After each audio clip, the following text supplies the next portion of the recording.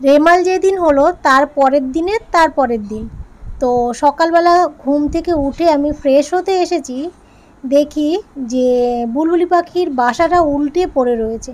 মনে হচ্ছে ওর বাবা মাই বাসাটাকে ভেঙে দিয়েছে যাতে এই বাচ্চাগুলো ওরা শেখে। ওই দেখো আরেকজন বসে রয়েছে।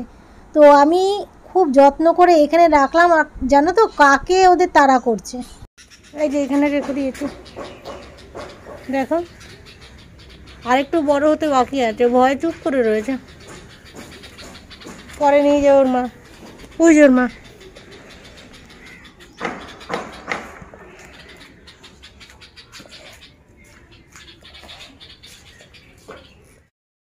দেখো এ কিন্তু চুপ করে ভদ্র মতন বসে রয়েছে, আরেকজন ধরতেই পারছে না ওকে। দেখবে কোথায় রয়েছে, এই দেখো এই দেখো। কাক ঠোকরাবে না বলো? বাসা টাসা সমস্ত ভেঙে দিয়েছে ওর মা, মনে হচ্ছে উঠতে পারবে, মনে হচ্ছে উঠতে পারবে বলে ওর মা বাসা ভেঙে দিয়েছে। দিয়েছে পেক করে তাকাচ্ছে কেমন। থাক, আড়ালে রয়েছে, কাক কাক ধরছে তো ও আজকের মধ্যে মনে পারবে উঠতে। হ্যাঁ, হাঁপিয়ে গেছে বাবা।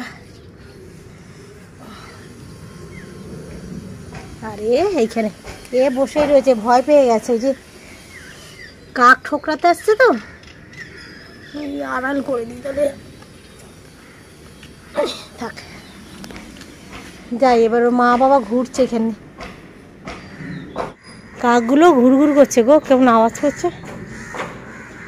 থাকে ওদের বাচ্চা, ঠিক ওরা কায়দা করে নিয়ে যাবে। আমার ওই জন্য দাঁড়িয়ে রয়েছি, যদি ঠোকরায় যাই ওরা ঠিক নিয়ে যাবে। কিরে এখান থেকে নড়বি না, চুপ করে বসে থাক, কাক ঠুকরে মারবে কিন্তু। আর ওই কোনো রয়েছে, থাক ওইভাবেই থাক ওখানে। চলো বন্ধুরা যাই। এই দেখো এইখানে কায়দা করে রেখেছে, ওই দেখো দেখা যাচ্ছে,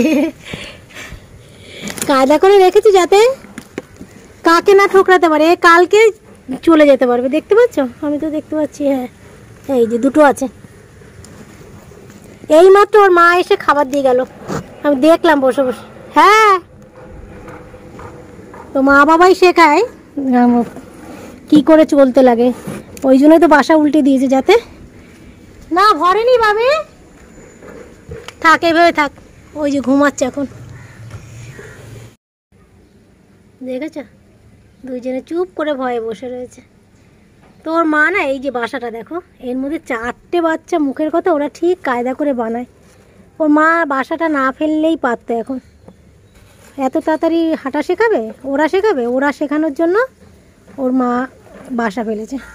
মা বাবাই শেখায়, তাই না? দেখো পশু পাখি যেই হোক, আমরা যেমন মানুষরা যেমন সমাজে চলাফেরা শিখি মা বাবাদের জন্য, শিক্ষাটা প্রথম গুরু হচ্ছে মা, সেই ওদেরও তাই।